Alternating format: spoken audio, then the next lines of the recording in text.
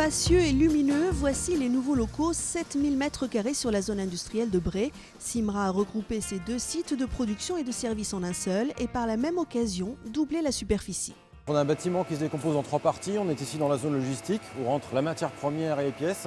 La matière première en chaudronnerie sous forme de plaques ou de tôle va être transformée dans l'atelier de chaudronnerie et revenir ensuite dans cette zone de stockage. Et nos pièces élémentaires vont rentrer dans l'atelier d'assemblage et revenir pour les dernières opérations de qualité avant livraison au client. Saint-Nazaire devient le plus gros pôle du groupe car Simra, c'est 5 sites en France et un tout récent au Maroc. 10 millions d'euros viennent d'être investis, les 2 tiers pour l'infrastructure et le matériel et 1 tiers pour la formation des salariés. Car l'idée n'est pas de produire plus, mais de produire mieux, monter le niveau de compétence des machines et des Nazériens pour viser des marchés de niche. On va les orienter sur un travail un petit peu différent de ce que l'on fait aujourd'hui, sur des métaux durs qui ne réagissent pas de la même manière. Donc c'est de la formation interne, on a des gens aujourd'hui qui savent faire et travailler ce genre de métaux. C'est évidemment important puisque c'est ce qui nous garantit aussi le positionnement dans les métiers de la chaudronnerie.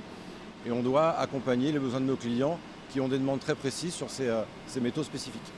Les pièces complexes à haute valeur ajoutée seront donc fabriquées ici à Saint-Nazaire et les simples réalisées à Casablanca. Une stratégie de groupe motivée par la bonne santé du secteur aéronautique.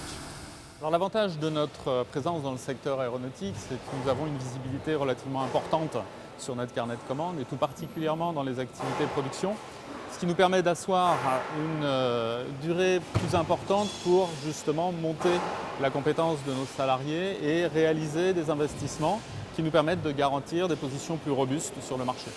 Proximité, réactivité, mais aussi visibilité, car dans la masse des sous-traitants, il faut bien tirer son épingle du jeu. Et Simra, en se dotant de ce nouvel outil industriel, espère asseoir sa légitimité et conforter sa relation client avec Aerolia et Airbus.